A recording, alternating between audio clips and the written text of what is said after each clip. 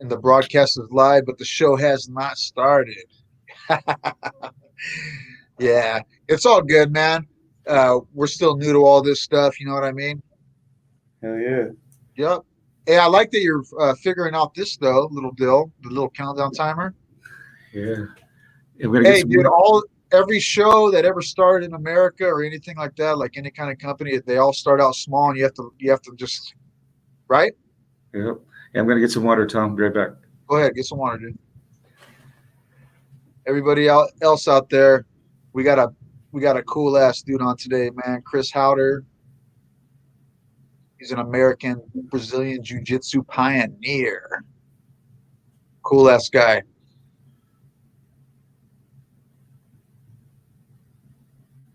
think we have some connections with Chris here in the Valley too, with Mark Casada here in Visalia. I think he trains under Chris. But this should be an interesting show, good little talk. I like doing these shows, guys, because man, it's just you know what? It's cool to talk to somebody that you've never met before that's into the same thing that you're into, and that's one of the things I like about it. So anybody that's watched our show or pays attention to it, or who has the heart and the willpower to sit and listen to me and Archie bullshit with these guys for an hour, hey, props to you, man, and hopefully you get something out of it. I know me with podcasts, like if I'm out running or on a workout or maybe even sometimes at work, hey, just like listening to a podcast in the ear, sometimes get me through the day, man. So if this one of our podcasts gets one of you guys just through one day, I'm a happy dude forever, man. But yeah, we've had all kinds of cool ass Brazilian jiu-jitsu guys on here, including Crosley Gracie. We know one of the Gracie family members, and Chris here. Chris is one of the first 12 non-Brazilian black belts. One of the first Americans to receive a black belt in Brazilian Jiu-Jitsu, and trained in the original garage with some of the Gracie family. So the original Gracie garage with Horion Gracie and some of the main brothers when they first came to America. And that's the story that I want to hear. I think that kind of thing like that, man, is super cool to look and see what Gracie Jiu Jitsu has done now. You know what I mean? Through all this time with the UFC and everything, it's pretty crazy, man. I remember watching those first UFCs and seeing it. So yes, all of you guys, if you got anyone out there, you got anyone out there that wants to come on and talk about their martial arts school here in the Valley, or maybe you got a fighter that's up and coming. You don't even have to be here in the Valley. You could be across the world. We got friends in India right now. I got a new buddy, man. That's the cool thing about the internet. I got a new friend, internet buddy from Algeria, and there's some young kid that's doing MMA fights over there in freaking Algeria. The guy poor as dirt, and he sent me a video of his fights. And good lord, man, it reminded me of pride fighting, but with no money in a little barn or something. It was nuts, and he was hoping that old Tom Owens could get him a fight over here in America. And they don't call it America; they call it the famous America. They don't just call it America. Really? Yeah, dude. This kid, you want to see the condition that this young man is in, dude. Hey, like he don't have nothing better to do than train. This kid. Hey, and now Archie, you know what's? Hey, if nothing else, what we get out of this show, uh, hey, dude, as we give at least some of those kids like in India and these kids that we're meeting, hey, because I'm getting, uh, and I just take it, man. I got nothing better to do, dude. What do I have to do? I got nothing better to do sometimes, and I'll accept the friend request when I see these guys that you know what I mean. They're training and they're from halfway across the world. I'll ask them to send me pictures of their town, and you know what I mean. I want to see like the landscape and things like that. They're trying to get in the UFC, bro. They think they're going to make it to the UFC. Everybody has a dream. Everybody has a dream, dude. Hey, and there's nothing wrong with that either. Everybody has a dream. Believe me, that kid that we had on the show, uh, Baharat Kandari, I'm probably just killing his name. But Bharat Kandari, dude, when he was on the show, he's the first and I don't know why Dana White did it. He's the first kid out of India to make it into the UFC. Now, I don't know if Dana White has a goal or a dream of getting somebody from all around the world into the UFC. Maybe I would, you know what I mean? Make it a worldwide sport. But they're doing something over there because, hey, these kids, man, dude, they see it and they see that it's famous here in America. Over here in the famous America, they call it the famous America. I was telling that kid, dude, it ain't so great, man. It's not the greatest thing here. You know what I mean? I would almost be, dude. I would almost be happier, man, living in one of those little farm towns, dude. I think. You know what I mean? Just with the simple, basic little life. Think so. Countdown, Tom. All right.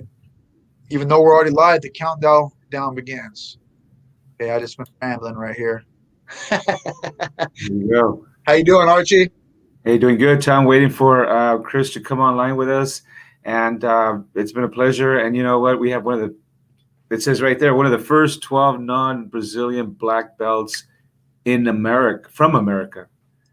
Which is very, very interesting to me because, man, um, when I first saw jujitsu, I told you when I very first saw jujitsu, it was like on some pay-per-view. You know what I mean? It was on some pay-per-view, and it was Ralph Gracie was in the ring fighting all these different dudes, and I had never even heard what Brazilian Jiu-Jitsu was. I had no idea what Jiu-Jitsu was, and then now we're here where we are at today. Jiu-Jitsu is probably one of the most popular martial arts you can find in any town. They've pretty much closed down almost every karate and kung fu school, right? Yeah, no, absolutely, man. They It's have. crazy. They have definitely. In this town where I grew up in, dude, all growing up, and my mom could not afford any of them. They were all like money scams: karate, kung fu, uh, basically karate and kung fu and taekwondo. Those were the ones. And out of all those, the realest one was taekwondo because taekwondo actually had a sport part of it that you could pad up and go into a tournament and you could throw down with a dude, like Right. with rules, of course, with some rules. But it was the most in karate and the kung fu. I never seen anything like that with those. Tom, Chris is with us. Here we go, Tom. Oh, cool, man. Awesome. What's happening, guys? Hey, how you doing, sir? I'm good. I'm gonna switch rooms because my son is playing and he's loud because he's in the middle of a war between Star Wars characters and Stormtroopers. So Yeah, that's okay with us. It's okay with us. That's the way to grow up, right there. yep. Um, yeah, thank you for joining us, Chris. I'm honored. Dude, we are honored to have you guys out there. Everybody that watches our show. This is episode 104, right, Archie? Yes, this is Hang on a episode. sec. I'm adjusting myself. I don't know if we're live or not, but if I am, you get to see me unorganized. You know what? It's all good. It's all right. We are live, by the way, Chris, and Cool. so it's okay. You know, this is nothing better than a live show. Yep. Live keeps us honest, right? Yes, it does. Chris, I'm just interested to say, are you using a laptop or your phone right there? This is my iPad. Sweet. Okay, because like I said, we're just on episode 104. This is kind of we're not brand new, but it's new. So The virtual it's news. still the virtual part of this podcast that we've been doing since the old Right. COVID-19. Yep. We had to go to this virtual show. So it's been cool though, man, because we get to meet guys like you, and we've been getting to meet guys from all over the world that we normally wouldn't have in the studio. So No doubt. No doubt. yep, Yep. it's awesome, man. So hey, dude, I know I probably bugged the crap out of you quite a few times to get you on the podcast, and I just appreciate you, man. I know you're a busy guy. That you got back to me and you did tell me to get with your wife, and she hooked it up, dude, for us to meet today. That was very cool of her. Yeah, that was cool, man. I appreciate it. Yeah, my wife is the organizer of our operation here. I'm like my brain, whether it's smoked too much weed in high school or whatever it is. My brain is not a great organizing type of mind, as in scheduling and remember things. I have to like go, wait, what was that guy that sent me for which podcast? And yeah, I got to keep her she keeps me organized. That's That's great. normally how it goes, dude. Especially in the last few years as I've gotten back into art. Yeah, dude, your There's art a is thing beautiful. that happens. I call it art brain, and my wife calls it fart brain. And it's kind of like, you know how when you look on a screen, lefts are rights and rights are lefts? When you start getting really into art, everything gets transposed and a time gets really weird. So you are either underestimating or overestimating a lot of stuff. And there was years and years ago, because I grew up all artsy, that I actually put art on hold because it would make me a very flighty, irresponsible a person when I was in art brain all the time. Now I have more of a balance, but yeah. I didn't realize that you were such an artist, man. Your art is very beautiful, bro. I like it, man. It's a different Thanks. style. It's pretty. Yeah, I I love don't. it, dude. It's like a comic book style of art almost. Yep, I do that, and I would say my art is delves into the dark side The of dark life. side. It's pop art. It's low brow, as they call it. But yeah, I'm kind of a guy like most of us martial artists, I think. We have an element in us that is always worried about violence. Yes. I think there's, like I recall years ago when I first started a women's class, a women's but jiu-jitsu class. This was probably 1994 or 5, which was the first actual women's jiu-jitsu class, not self-defense, but the art of jiu-jitsu. And one of the things I found very interesting was that it didn't attract a lot of women who were interested in self-defense. Whereas I thought it would be more women who wanted to learn, how to protect themselves from rape or violence and all that. It was like almost like they were interested in the exercise and in the philosophy and in the art. And it kind of threw me off because up until that a point, and this is kind of before the explosion of sport grappling as a thing, the people that did jiu-jitsu were people that wanted to learn how to fight. And not even necessarily MMA, which is a sport. They wanted to learn how to street fight, let's say, right? Or to military and law enforcement application. It was about the fight. And it was actually the women's class that they seemed more interested in the art, right? And so yeah, I think and as you guys might know, my approach for at least 15 years now is because I loved martial arts, all of them, including the ones that aren't effective, right? I loved martial sports, but combat sports, wrestling, boxing, Muay Thai, judo, sport, but jiu-jitsu, Greco. I love the combat sports so much. And I always had the underlying element of why do we humans engage in this stuff? And it is ultimately that primal need for self-preservation in a fight to the death of combat. So That is every the human has purest. that, you say, right? I know. What's What is that? that? What is that we like about that? Well, from my perspective, and I don't mean this to offend anyone who's really religious out there, but we human beings are animals, and we are the pack animals. And for 60,000 years of evolution, we have had to fend off rival tribes, rival groups. We had to sleep with one eye open or in a trust someone else was always awake, which is why we evolved so neatly with wolves, which became our dogs, because they have attributes that we lack, like great hearing, light sleep, great smell. We have the eyes and the brain and the hands.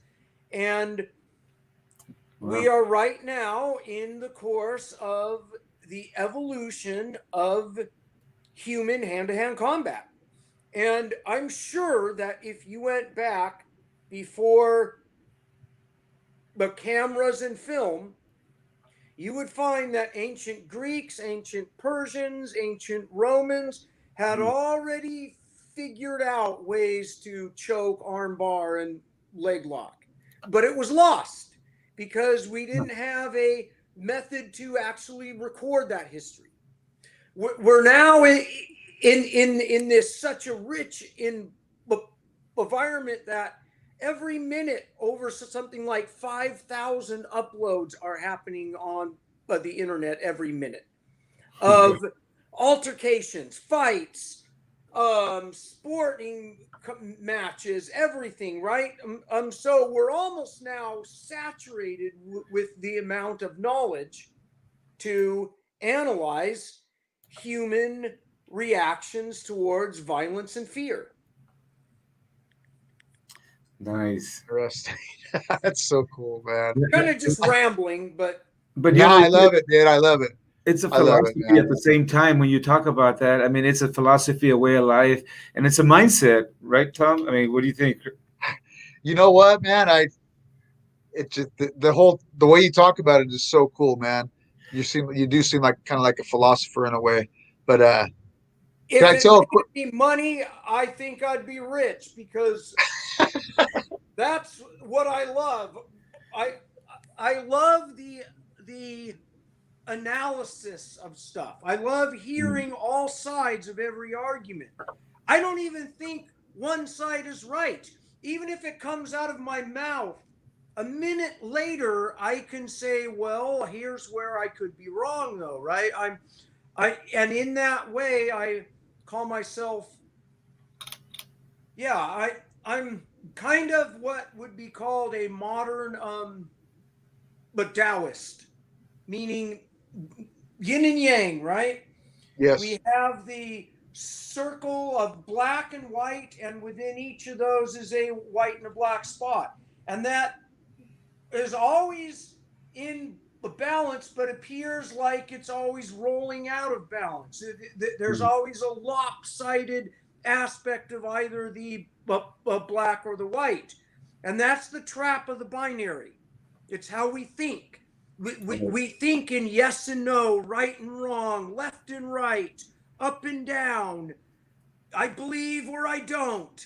And that's the trap of our human brain, and it's how we make everything. Our cars have two headlights and a grill, which is the eyes and the mouth. Everything we do, we can't escape our own subjective bias of the trap of the binary. And you know, And talking about the binary, you got your thinking and your reaction and your training, and everything happens in a fight. How does that all come together in a fight? And especially, you know, when you're in different situations, how do you put that together? And I love the way you just explain fighting. you know, I remember this when I was a brown belt, and it was early competition days where there was maybe 3 comps in the United States all year long, and the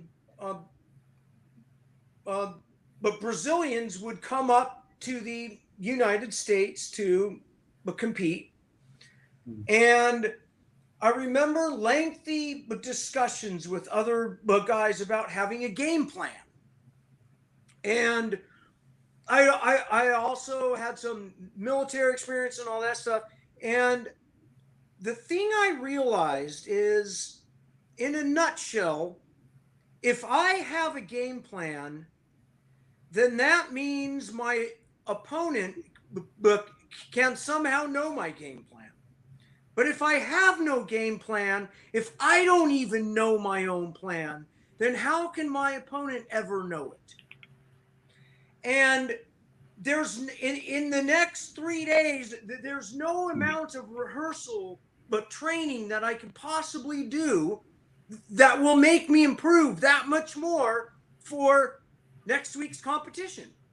So the best thing I can actually now do is mentally know, win, lose, or draw, I'm going to have no plan and fight the best I can from literally moment to moment to moment. Wow. Instead of saying, I'm going to enter, and when this happens, I'm going to go to this. My brain already has all those algorithms. I already have those. I don't have to train that anymore. What I want to train is how to relax and how to be totally in the now. And the other thing I realized as really it's a new black belt, is that the only scary and hard part of a sport match is the first 30 seconds. Really? Okay. That's it. And after that, it's fun. And if you lose, you're pissed because you don't have another fight and all that. So the only thing I got to worry about at all is the first half a minute of the first match in a tournament. If it's my one and only Muay Thai fight, the only thing I have to even worry at all about is the opening, the ding ding. That first engagement is where I can either let me overspend adrenaline or underspend with caution and lose traction. It's that initial lockup, the initial opening bell, right? So that's kind of helped me well. And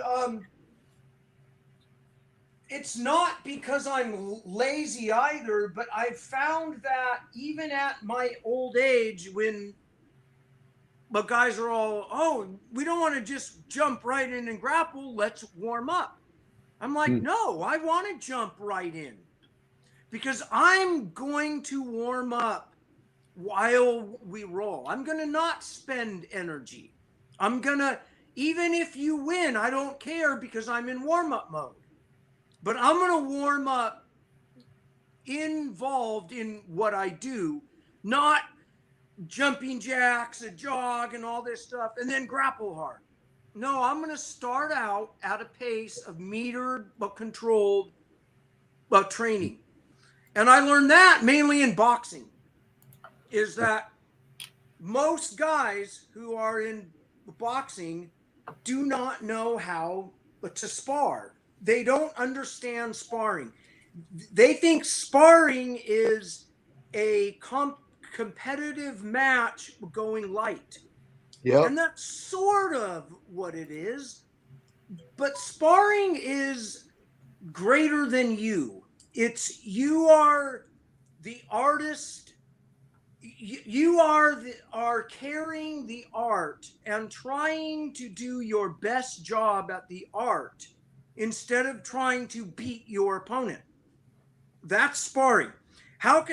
And if you do your best job, it will be a aggressive, competitive, yet not overly aggressive, not strengthy, but kind of rolling or sparring. And that's really helped me over the years, is When I spar, I'm going to spar. It's not a fight. Right. No, for It's sure. not a fight. And really, back to how I opened up in this, unless it's real, unless it's over life and limb, this is all training. Whether it's IBJJF, MMA, Muay Thai, boxing, this is all training. All of it's training. What are we training? And what is the point of all this? The point is training. It's not even a real fight anymore. It's not even imagining, oh, what if I'm attacked? People don't attack athletic males in general. I mean, I know you can comb the internet and say, oh, look it, or This guy hit the guy with a brick. Yeah. Or Right. if you're a cop, you can be attacked. Or if you're the bad guy, you can be attacked, right? Or if you're in the game, if you're talking shit at a bar, yes. But I call those are not self-defense matches. What they are is the modern, the day version of a duel. It's two willing adult males basically challenging each other to a duel. It's unlicensed boxing. That's crazy. That's a crazy way to think of it. It's Chris, a sport. Yes, it is. It is a sport. Brother, do you mind if I tell a quick story real quick of how I first met you? Because I'll just ramble on. Oh no, we love the, believe me, man. I asked you on here for a reason to I like the rambling.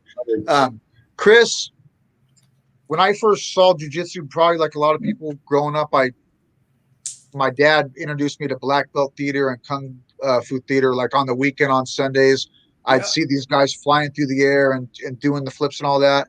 My mom eventually got me into like a karate school, and I had done the karate and the kung fu. And one afternoon, a buddy of mine's dad had ordered this pay-per-view, and it was an extreme fighting, and it had Ralph Gracie in it. Yeah. And I was really young at the time. I think I might have been like 18 or something. And I just remember 5, and I was already a purple belt, but keep going. Yeah. So anyhow, my introduction to jiu-jitsu was Ralph Gracie and that, and I saw him beat the karate guy, the boxing guy, so on. So later on, I got into jiu-jitsu, and I saw the first like 3 or 4 UFCs with Royce Gracie, and I'm a tall, skinny dude, and I saw that man go in there and defeat all these styles with this jiu-jitsu. And so I went on this little excursion where I would just travel up and down California, going to these different Brazilian jiu-jitsu schools. Well, one night I planned this trip from here in Visalia. Yeah. And Visalia is by Fresno. I think you have a student right here in Visalia, Mark Casada. So what I would do is I'd pick one on the internet and I would go drive down there. So one of these nights, it was a Higan Machado school. And this was I don't remember what belt you were. It was years back, man. And, but you were teaching in the class with Higan. So I don't know what that represents, but it was the craziest thing I wanted to ask you about. When I went down there, I was always, and I still am, when I go into a new school, I'm always real scared to go in. I don't know who's going to try to pull my arm out of socket or if the guys are going to be cool. You just don't know. I'm not a violent guy. Anyhow, I was welcomed in like real friendly. Everybody was really, really cool. And you were teaching. I remember it was like something like a pendulum sweep. It was something pretty basic, but the points were real good. But at the end of that class, I tell this story quite often. I had never seen a promotion in Brazilian Jiu-Jitsu. And so this day, I don't think I've seen one just quite like that one. It was more real tribal the way these guys did it. And at the end of that class, like the kid didn't know he was going to get promoted, it seemed like. And all of you guys lined up, and they didn't let me do it, which I totally understand. But everybody lined up, and they did that the deal where he takes off his gi and he goes through, and everybody slaps him with the belt. Yes. The gauntlet. It's called the gauntlet. Yeah. Okay, so. But one thing I remembered about you that I respect, and I'll just tell you right now, is some of those youngsters, like the lower belts, were like licking their lips, man, when they knew they were going to slap this guy with that belt, dude, when he was coming through. And you could tell he was like a young Oriental kid. He was a nice kid. I had rolled with him earlier in the night, and a super nice guy. And he's getting ready to walk through this gauntlet. And I remember you told the whole class, if anyone hits him too hard, you're gonna walk through it next. I just remember you telling him that. You probably don't remember me. It was years back, dude. But I just remember, man, he went through it and he did his thing, and I was thinking, I was a white belt at the time. I was thinking, damn, dude, if that's what it takes, like, man, dude, this is nuts, dude. But it wasn't like nobody hit him like too hard with it or nothing. You know what I mean? But I had never seen that in karate or taekwondo or kung fu or anything like that. Never seen nothing like that. You just pay it and keep going, and you learn these moves, and then your mom pays, and you can get to the next rank. You know what I mean? Can you talk a little bit about that? Like, Yeah. please do, man. Like Do they do that everything, now? Do they do it now still? a lot of schools do. Oh, they do? Yeah, oh yeah, a All lot of right. them All right. do, but less than ever. Okay. Yeah, because what And do American like moms and dads think about that? well, you see, now if you talk to a lot of Brazilians, they will say they're the ones who made up The the gauntlet. gauntlet? Did they not? They weren't the But ones? I'm almost convinced that it started at the Machado Academy, and it was started by me, Rick Williams, Fernando Vasconcelos, who's a Brazilian, and a few others. Wow. And I always thought that it was. I mean, back then, I was younger, more wild, more rough. That a little bit of hazing is good, a little bit. But Hazing. That's what you call it. like all things, there's an extreme and Right, there's right. not at all. And there was, for a while, I think it went way too extreme. Did it get wild for a while or what? Yes. Yeah, it did. And I let it get wild through some of my promotions before and it's kind of one of those things that I don't think it's a great idea anymore. And it wasn't long after I was a black belt that I changed the way I rank guys. Is I Ironman you, and I let the white belts start, and you have to roll with everyone in the whole class, and a lot of it became about Nice. when I was up in Oregon, and Straight Blast Gym had where I was their main instructor, and I couldn't wear with the guys out, just me alone. So I would Ironman them first. So they were tired enough where I could remove their purple belt or whatever it was and replace it with their next belt.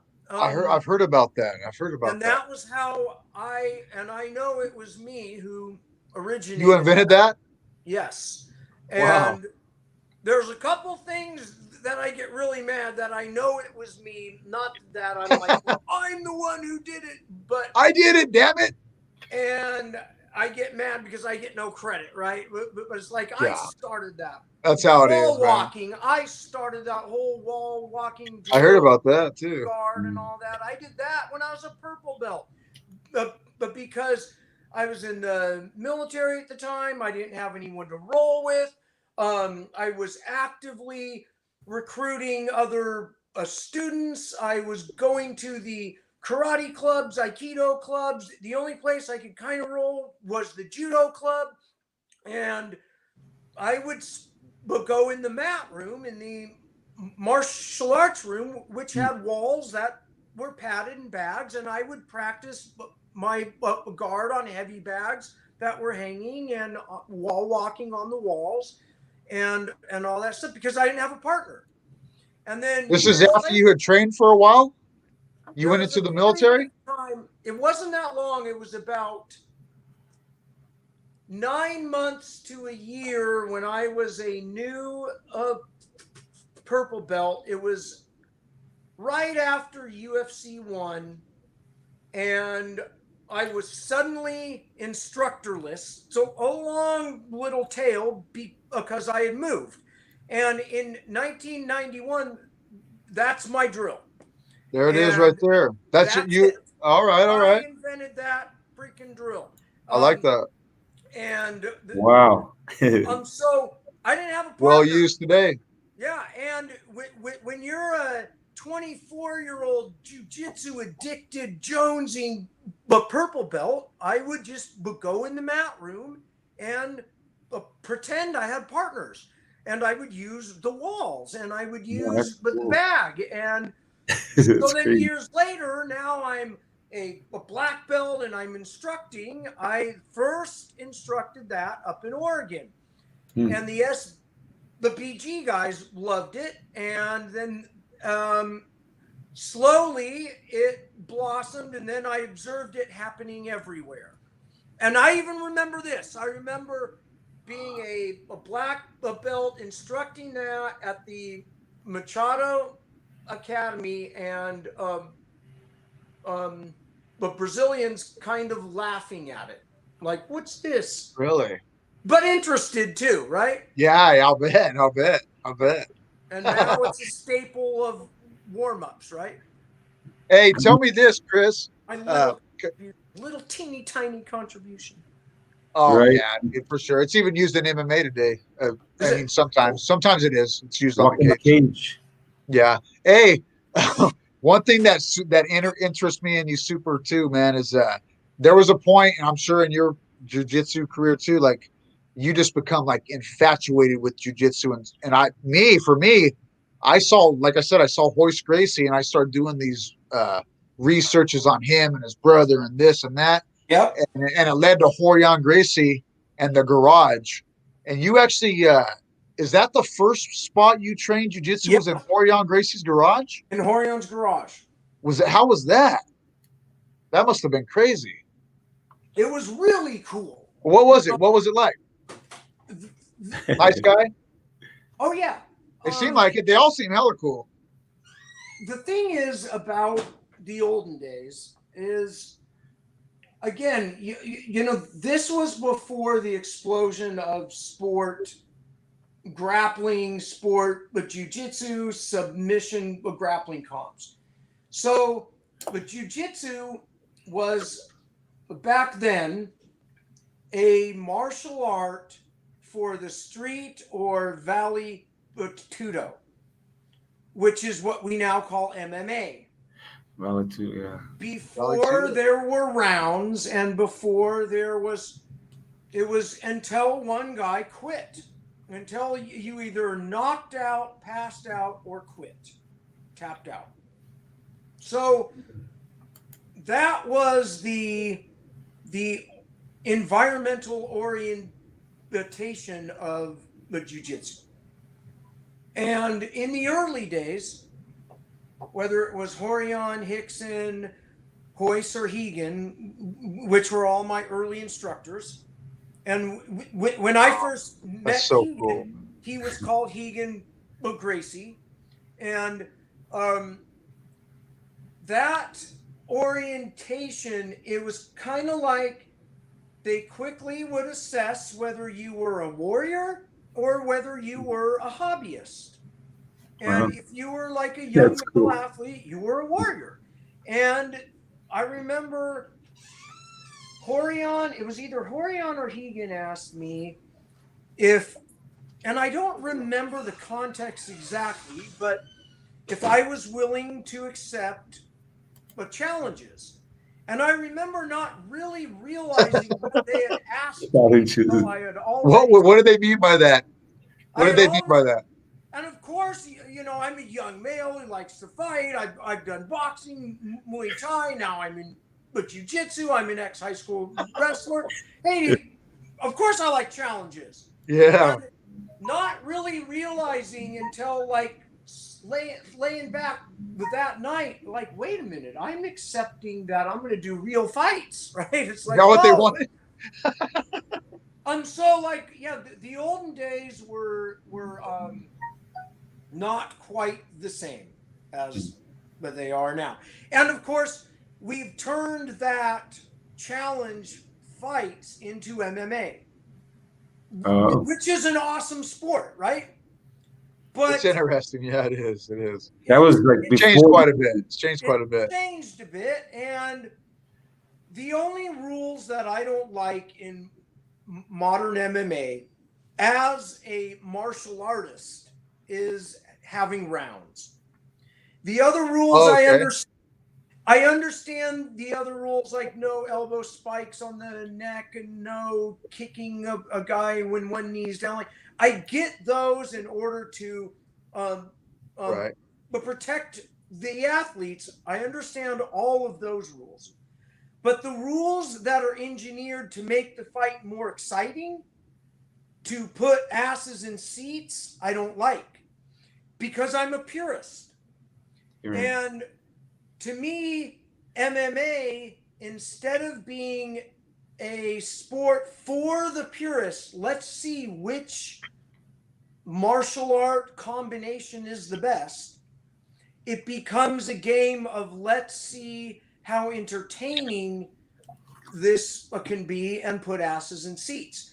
Now, that's not to say that as a martial artist and a combat sport fan, that I would rather watch two unskilled guys having a slugfest all out brawl is more entertaining than watching two highly skilled grapplers exchange inches and grips for a half an hour, right? Right. Right. Even though I know that that's where the art is, because Yeah. grappling is a fun sport to do, but a terrible spectator sport. It's boring. Right. Right. I would rather watch the guys wearing helmets throwing balls and hitting each other. Even though I don't want to play that game, I'd rather watch that game. Right. So the turn that MMA took that I did not like was turning it into, I could just imagine the guys, but the guys who have the money saying, you know, when they're on the ground, it's boring.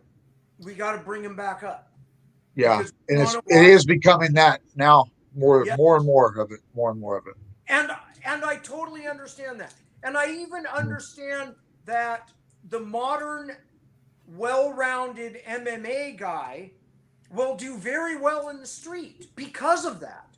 Right. But because they won't get stuck on the ground and will stand back up, right? Yeah. So, you know, I mean, everything that's good is also bad. Hey, Chris, I have a question. You mentioned challenge matches, and you say now they're known as MMA matches. What was the concept? What was the thought behind having the challenge matches? Was there a picture at ahead of the light here? Was there a picture to where they knew that we were going to start cage fighting, or and what Gracies were involved? And you know, why were these challenge matches being held? Is this a bravado thing, or was it for a sport, or was it to actually knowing that you were going to have a cage match pretty soon? How did that evolve? Well, you know, history is in the eye of the communicator and the observer, right? And I don't want to stomp on anyone else's view of the history of the evolution of what we now have as modern MMA. Because we could take that history again all the way back to Roman gladiators. But in short, the post-World War II history is you had Western boxing and wrestling in the West. Right. And you had judo, which was the sport form of jiu-jitsu evolving in Japan. And you had jiu-jitsu retaining its name and evolving into what we would now call MMA in Brazil. And as the world becomes more globalized and smaller, and humans from other countries and the cultures mingle, that's how we got MMA. And there is no doubt that the Gracies, particularly Horion, brought MMA and the Jiu-Jitsu explosion to America. There you go. You heard it here. Not that he was the only one, right? But he was a big part of it, though. He was a huge part of it. Yes. He had brothers and cousins who were also instrumental in it. But it was Horion that started UFC. Tom, what do you think? It's all awesome, man. It's all, dude. I'm just envious, bro. I'm still envious that you were training in that garage with those guys, dude. Oh, cool. Man. Did you get to train with Hoist Gracie or what? Hoist was my very first. Yeah. Yep. I've never met Hoist Gracie in person, man. That guy, dude, I'm the biggest fan of that guy, man. Dude, how was it? How was that guy? Is he pretty cool? Actually, I trained with the Hoist once. I like hung out with them a bit. You know, I'm this white belt and a blue belt at the time, and you know, I would go out to clubs with Hoist and out with Hegan and stuff. Oh.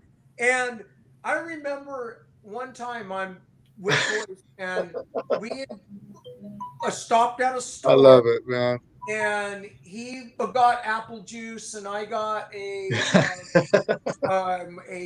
Powerade or whatever. Just chilling with Hoist Gracie. And a guy wearing an Argentina soccer shirt walks by, and somehow, and I don't know why, he looked at Hoist and he said something. I'm like, Argentina, blah blah blah, and no. Hoist was like, he's like, I don't play soccer, but I fight.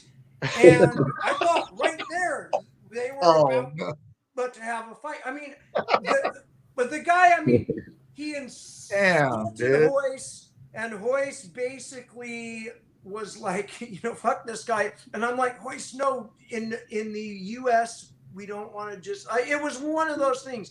Hey, would he have just fought him? Would he have just fought him? You think? He wouldn't have, if the guy was willing. I mean, right. He would have hurt him, but he would have, because back then, that was what you did, right? It was just respect your honor, man. It was dueling, but jiu-jitsu comes from a culture of dueling. Just a good old-fashioned duel at 7-Eleven. Good old-fashioned duel. And I get you. I get it. And then I remember once I was in the grocery store with Hegan, and he was getting all kinds of stuff, and he had grapes, and he was eating the grapes. And some employee, large dude, buffed and tough, he's like, hey, man, don't eat the grapes. You got to pay for the grapes. And it was like, in my mind, I'm like, this poor dude has no idea who he's fucking with. And I'm trying to, and Hegan didn't really understand, and he's like, is this guy talking shit to me? Right. And I'm like, he can tell by the expression and everything. You know, he kind of is. And then and it's like, Hegan, we can't just fight here. It's I mean, we can, but America, behind bars. You know, America is, not quite the same when it comes to willing adult males having a duel. And we like to dress up our duels in a sport, in a sanctioned sport, right? Right. Hey, Chris, I have a question for you. In one of your videos, you had talked about, I believe this one, about like the 4 pillars of fighting, or as far as standing, you know, you want to, when you're fighting, you want to stand up, stay up. And then number 2, you know, you want to probably, or if you fall, go back to rule number 1, stand up. You had a concept of staying on top. Yeah, stay on top. My golden rules of combat sports and all hand-to-hand combat is, number 1, be the guy on top. We're on a planet that has gravity, and gravity helps you when you're on top and hurts you on bottom. So number one, be the guy on top. Number two is when on top, you stay on top. You fight to keep being on top. Number three, when on the bottom, have a dynamic attacking guard you shall not pass. Because the guard neutralizes the shitty fact that you are on bottom. It can neutralize it so effectively that you will be tricked into thinking the guard is a good place to be. Yes. Right. But the guard is the paradox of all of the combat sports. But the guard is the one spot where you're on bottom, yet you can win.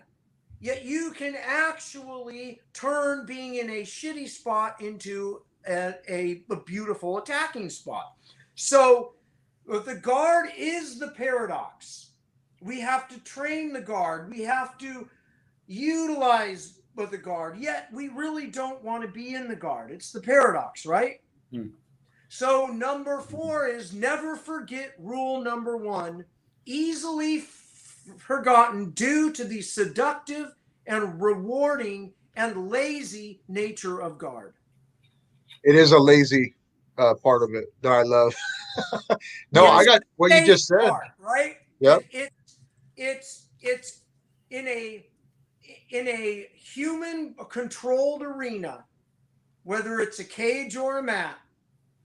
The guard is a safe way to neutralize the shitty fact you're on bottom. And it's seductive because it is safe, kind of, right? Unless you get a guy that can just stop a couple things and just starts punching you in the face. That's right. Deal.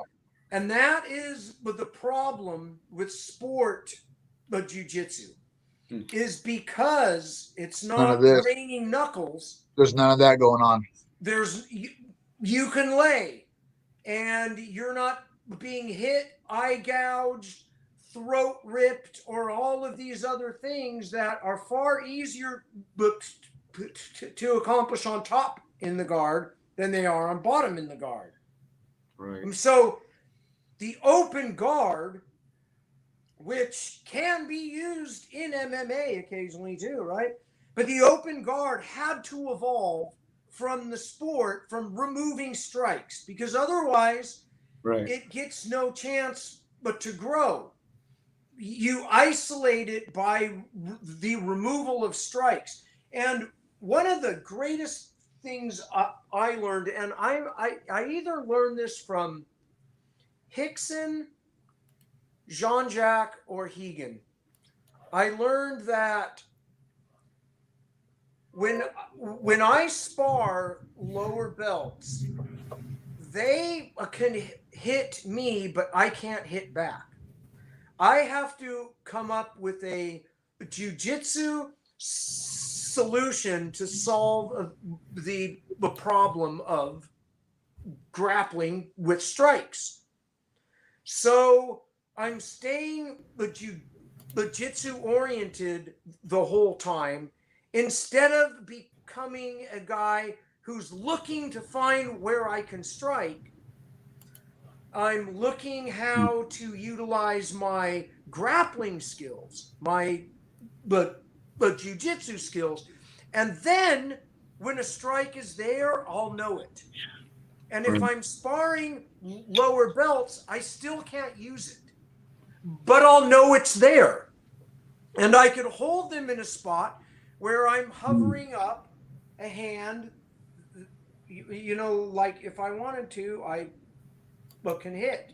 And we would use only open hand strikes, just letting them know, right here, I got a hand and I could be hitting you multiple times. You're exposing your head. You're exposing your back and your neck. Stop, get your guard back. And so that way of a training that is still retained with us old school guys, I think was lost in the MMA world for a long time, right?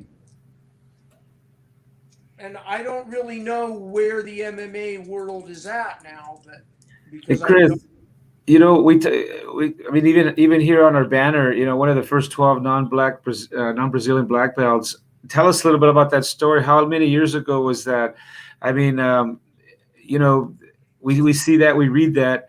Uh, tell some folks how much of an accomplishment that is, right? I'm gonna say this, and then it'll be my last part, okay? All right. Because after I must No run. problem, brother. We got to go too. Okay.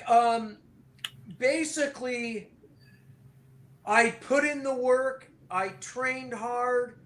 I had natural athletic skill. I got good fast. I was obsessed. I was obsessed.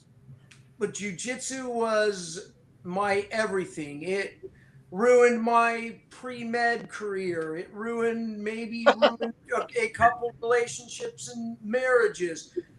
But it was also politics. And there were other guys who could have easily been in those first 12, but due to the politics of the hierarchy of the jiu-jitsu structures, schools, organizations, they weren't. So as grateful as I am that I am one of the original 12, there are other guys out there who were just as good and did just as much effort, but the politics weren't on their side.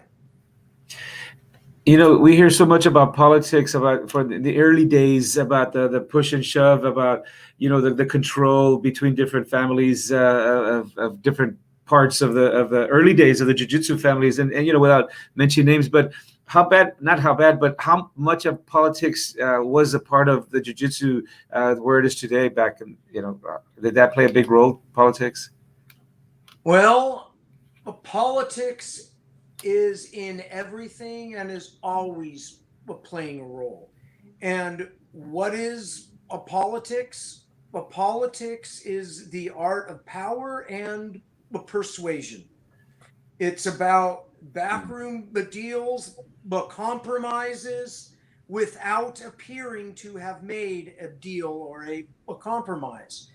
And that's true whether it's national politics, international, intramural sport, but politics, the politics of your cubicle job, the politics of your family. Politics is the art of power and the persuasion. And people who say, "Oh, I hate politics," everything is politics. And there are people who are skilled at the art of politics and those who are not as great. There are those who play the game and play it for an ultimate goal. And there are those who play it just because they love the game of politics, right? So Yeah. I'm, and I love politics. I love observing them. By nature, I've had, those like personality tests and the 500 book things they ask you and the parameters of where you are. Most of them has always said the best careers that I would have would be a mediator, a judge, or a journalist. Because I am one of those guys who really wants things to be fair. And I want both sides heard. And I want the truths to come to a compromise. Good enough for me. That's it. I love it. Hey, Hey, man, we're not going to take up any more of your time, brother. I know you're a busy guy. Hey, I just want to thank you for getting back to me and taking the time. Maybe another time we can chat. Maybe sometime me and Archie can come and roll with you sometime would be fun, man. You guys are welcome to come in my garage and roll anytime. what city? I would love to. Where are you at? Down Beach. south or what? Redondo Beach. It's in LA County. Yeah. Oh, that's a cool little spot. Yeah. And Okay. let me So- know. Shoot me a. Okay. And you know, I'm almost 56, and when I was That's all good, man. I just when want to I learn. was 50 years old, Hickson and I had a talk. I actually kind of went, but to Hickson for the direction as I've aged, and I kind of made up my mind after our talk that I'm all done with sport competition. That I am an instructor and an artist, and I've said, you know, I probably have at that age. I said I have about 3,000 rolls in me left, and I don't want That's to cool, waste man. them on spastic 240-pound No, I'm the same wrestler way. I'm the same white way, dude. belts anymore, but I will roll with any upper belt because I love rolling. And so, yeah. Yeah. What I like, what I want, man, when I go to a school is I want a guy that's not going to hurt me, and I want to roll. When I went to Brazil, I competed in the Worlds in Brazil, Yeah. and I trained at the Gracie Baja, and Yeah. Feitosa was there. Yeah. And I roll with Feitosa. Hey, it was the first time I had ever felt a guy roll like that. Like he was using no muscle whatsoever. It was a beautiful thing. There's very few people that can do it. That's what I'm looking for when I roll. I don't have That's the art. nothing to That's prove. the art. That Yeah. is the art. I don't think I've ever felt that from anyone else. I've rolled a lot, like Petty Ponder was there. All these real good dudes were there. And there's some guys that do that here too. But usually Sure. when I go to a gym, if I'm wearing a black belt, some young guy will try to rip Yes. my freaking neck. Exactly. Yeah. It's usually like some white belt or a blue belt that'll try to hurt me. Anyhow, not going to keep up your time. I will keep in touch with you though, since I'm friends with you on Facebook, and now you're a friend of ours on the podcast, guys. Hey, dude, it was awesome hearing you talk and ramble, man. Honestly, dude, I got a lot of respect for you. Thank you And so maybe much. next Locked time you up come, all the airtime. it's all good. Hey, thank you, Melissa Haueter. Am I saying your last name right? Haueter? Yeah. Okay. Melissa, thank you very much. This is Thank you. Archie, and I'm Tom. Hey, maybe you guys do a seminar at Mark Casada's place again. We'll definitely go to it. Mark's a real cool guy. Yeah. So yeah, I'd like to ask you more questions, but we could do that in person. Yeah. So thank you very much, guys. Check out my YouTube channel. A Combat Base, I think, is the YouTube. If you look up combatbase.com. the Combat Base, my actual channel, not Combat Base, because there's things that'll come in the algorithm before my channel. Because I need subscribers. Like and subscribe. Hey, we do too. Hey, if you do me a favor, bro, if you can do us one favor, if you get a chance, just share this video on your timeline, maybe. Absolutely, I will. Okay. Hey, thank you guys. Hey, you guys have a great evening, man. I hope everything goes good for you. Roger that. Thank you. Take care. Bye-bye. Very cool, man. Very That cool. was cool, man. Wow. Yeah, that hour went by too quick. Hey, pretty interesting though, right? Very interesting. I mean, it was just so amazing. There's just so much to talk about. I just keep my mouth shut during this one, man, because I really, what he's calling rambling, to me, that's like history right there, bro. That is history. That history that ended up here in the Central Valley at one point. It really did, dude, because the way that the Horion Gracie got that UFC going, the next thing you know, there's these little shows doing it at these Indian casinos. That ended up right here in the Central Valley because we had two of the big casinos. Hey, and then next thing you know, what did these local guys start saying? Oh, this ground jiu-jitsu works. And then now look at it. All jiu-jitsu now. Do you think that when Chris was talking about the challenge matches, happening in Southern California out there, that shortly after that, or that the Valley was one of the first places that MMA came to? It wasn't the first. It wasn't one of the first places because I'm almost positive that Horion Gracie did the first UFC. He was the main guy for UFC 1. Yeah. So after the UFC is when they started bringing. But then they had to keep it. You know what I mean? Like these promoters quickly saw like money in it. You know what I mean? There's money to be made. Hey, and what young man out there, even if they're not a martial artist, dude, doesn't want to get into it. They think they want to get into a Cajun fight. Right. Like I told you, these kids from across the world are getting a hold of me Algeria, India, places I've never even heard of, dude. They're fucking dirt roads. That kid's getting a hold of me in some of the best shape I've ever seen, dude. They call it the famous America. And he's sending me like posters of the bare knuckle fighting it was today. This kid was sending me. Yeah, and he's like, "Is this a #1 show in America?" And I told that kid, like, "You don't want to be in that crowd, dude. Like, honestly, man, I'm just being honest with him. Like, you don't want to be in that. You don't want to be in that. I don't care what you think. Even if you think you're going to be a cage fighter, that's great, man. You know what? I love it too. It's what got me into jiu-jitsu. But in all honesty, it's not the greatest thing ever. Unless you're one of a kind, one out of a million, you're a bad excuse my language. Are you going to make it into the UFC and then make any kind of money off it? Other than that, the promoter is the guy who's making all the money. Will I watch it? Yeah, dude, I love the art of it, man. Like this last weekend, I'm watching some of the stuff. I don't really like seeing people get hurt. I don't. But I've done it myself, and I've been hurt more than I've hurt anyone. Definitely, I've been hurt by other people. But, dude, I love the art of it. And, man, when I see somebody pull off a technique, especially if it's like a throw or a wrestling takedown or a defense to I love the grip. The part where he's saying is boring to people, it's very true. To a guy in the crowd, when two guys are on the ground and they're in the guard and one guy's on top, boring as can be unless you know what's going on. But if you know that there could be an armbar or a triangle or a guillotine or a sweep or a kimura and you're seeing these things, yeah, look at these guys, dude. And they train, believe me, that kid right there is training harder than 90% of the people that are training here. And he doesn't have the badass gym. He doesn't have all these good-ass coaches. Look at he's in a fucking fruit field. That's me when I was like 28 right there, dude. Hey, bro. No, I'm serious, man. I got a lot of respect for those kids, dude. That's why I'm glad. I'll tell you what, if we don't do anything else, hey, when we take the chance to like talk to those kids over there, Archie, it makes me happy at least. And it made those kids' day, which is fucking, hey, when you get happy from something, it's one of the best feelings, right? Yeah, no, absolutely. I mean, these guys are amazing. I mean, you know what? Like Chris was saying, the human race, it's all in us. We have some kind of self-defense mechanism in us. Bro, we're fucking primal as can be.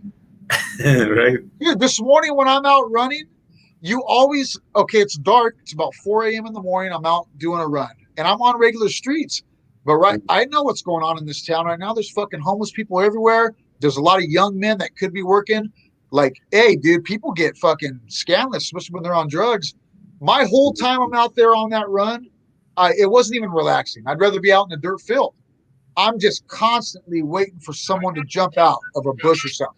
We have like this distinctive self-defense mechanism that you have to have. Like he was talking about it a little bit, but it is a primal instinct, dude.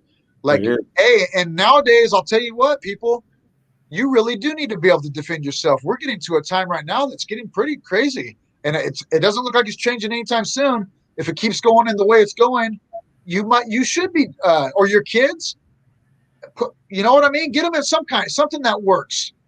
And I think jiu-jitsu does work for the most part. You got to be careful if it's a straight sport jiu-jitsu school. Yeah, in a certain position, it will help you in self-defense, but you got to analyze it a little bit better than that. You know what I mean? Yeah. But I'm not going to get into all that. I got to go. I'm going to go meet with my nephew right now. I haven't seen in a while, buddy. So I'm going to think about we'll just go ahead and call it. And but let's give a shout out to our sponsor here, Venom Drip. Right, Venom Drip's been with us going on a couple months, but Venom Drip's been around for a while, supporting people in the Valley, and they're sponsoring fighters, and they have some products that we're trying to do. Get the word out for them, right, Tom? Yes, guys. Look it, man. We're all about the locals.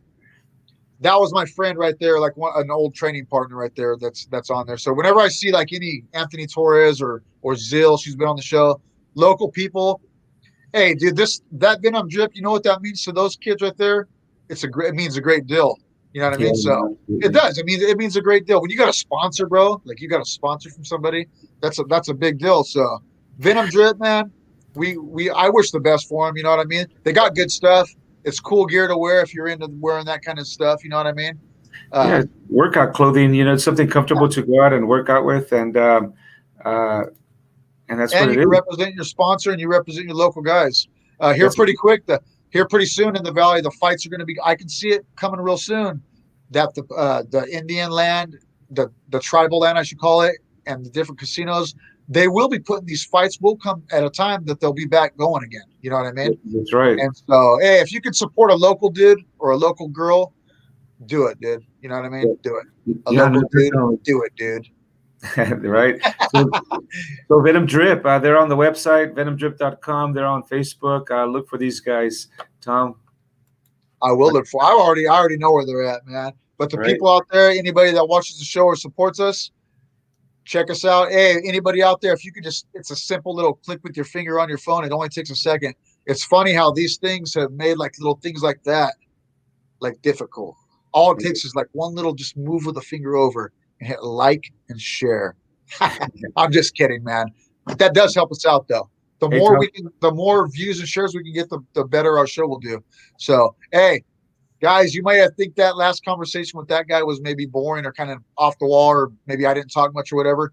Let me just tell you something. If you're into the history of jiu-jitsu and Brazilian jiu-jitsu and MMA, that guy he does play a pretty important role in it. It's not changing the world or anything, but he was in there at a time with some of these guys that really did make a big influence into MMA and the self-defense systems in America, because it was karate and taekwondo and kung fu. Some of those things are around. How often, though, do you see, I don't even see any in this town anymore, a taekwondo school, a karate school? No, you do not see them because they've all been proven not to work so well if a guy grabs you and takes you down to the ground. Not that those things don't work. Punching and kicking is great. You do need to have those too. That's why I teach my students basic boxing, basic Muay Thai. It's real basic wrestling. And my thing I love is jiu-jitsu. But they need to know like the other basics too. So be careful, guys, when you're putting your kids in something. You need to know if it's sport jiu-jitsu or what the deal is, because there's a difference to these things. You got to do a little bit of research, right, Archie? Don't you think? Yeah, no, absolutely. And you know, mixed martial arts, there's like, you know, so many involved. So you're going to find one that you kind of gravitate towards. Keep that one and do the rest. Yep. Keep that one and do the rest. One thing I highly recommend out of all of them for a small, weaker person is jiu-jitsu or judo or wrestling. Yep. If you can, just like he said, Chris said, if you can get a guy down to the ground and you can stay on top of them or use leverage against them, it works really, really well.